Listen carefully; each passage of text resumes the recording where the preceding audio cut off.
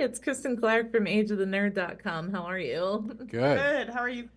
I'm good. Well, thank you so much for taking a few minutes to speak to us about Fallout. We're super excited for the upcoming premiere. Can you talk a little bit about what it was like to, this question is for both of you to like bring that world together and, while still remaining true to the video games? Yeah.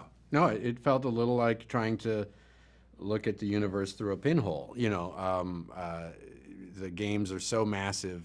25 years of games. Each installation is worthy of hundreds of hours of gameplay, over 1,000 if you're, a completionist. And we had 8 hours of television to fill. There was never a moment where like, geez, what should we do next? It was always just like a waterfall of ideas we're trying to hold back and manage because there's just so many great ideas from all the amazingly inventive people who've worked on the games over the decades now. Yeah, and as we had to unfortunately, keep some ideas, for the future seasons that we pray that we get.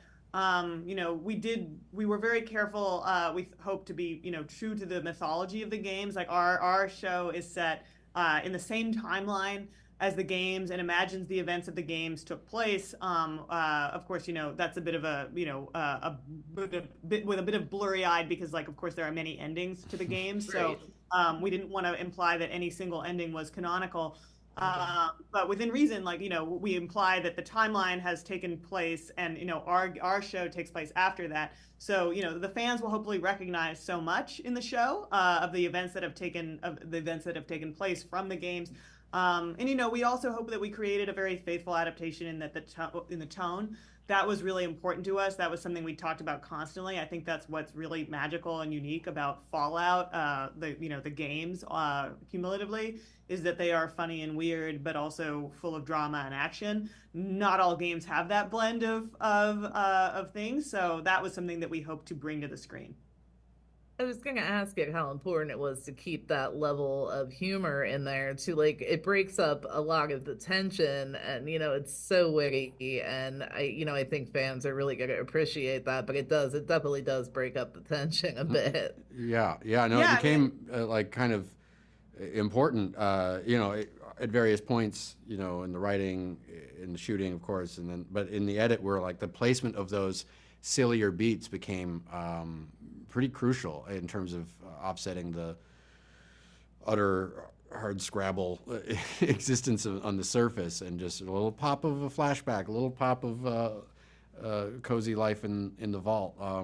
Really did a lot to sort of offset what could be, harsh tokes for 8 hours in a row. yeah, and again, that gets back to, like, I think, some shows, especially post-apocalyptic narratives, tend to be pretty relentlessly grim.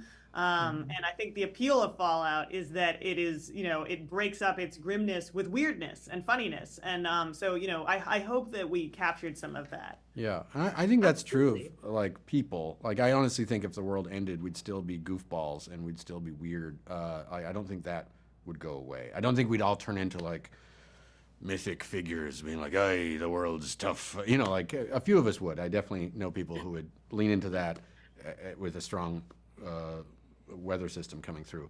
But I think for the most part, humanity is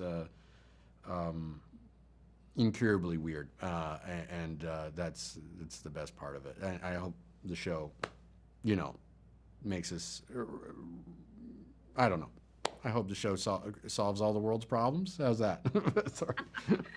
No, it's 100%. That's what makes it so relatable because we all do have that side to ourselves. Yeah.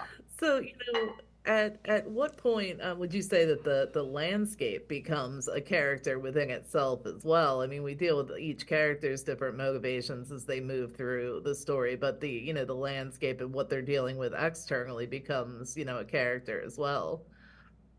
I think that's really insightful, and it's Yeah. something that we talked about a lot is how much these characters are shaped by their worlds. And that's very, again, true to the games. Fallout, the games are very much about factions, and where they're located, what they represent, what they stand for, what their ideology is. You know, we hope that we made three protagonists who are each informed by their landscape. And Lucy's, you know, character journey, I think, is largely about that, which it sounds like, you know, you tapped into, which is, you know, she comes from this world that's very civilized and like sort of almost obnoxiously prides itself on being, you know, they all think of themselves as good people. And she ventures out into the wasteland for the first time and is confronted by true want for the first time and true desperation. And so suddenly it's like, well, what will she not do to get what she wants now, now that it's hard for her? And so, you know, a lot of what we hope we were dealing with was sort of the relationship between morality and privilege. But that also, you know, is informed by where you come from and the fact that she comes from a place where there isn't really anyone and she is very privileged. Yeah, we talked a lot about that. I don't know whose quote it was. It's been attributed to a bunch of people, but just tell me what your zip code is and I'll tell you what you believe in. It feels like a helpful guiding principle for the world of Fallout. Where you come from tends to inform pretty much your entire worldview. And we have, in Lucy, someone who comes from essentially a Ziploc bubble of intact morality. That is true. Great. Well, I want to thank you guys so much for taking a couple minutes to speak with me. You've done a fantastic job with the series. Thank you. Thank you so much. So much. Have a great day.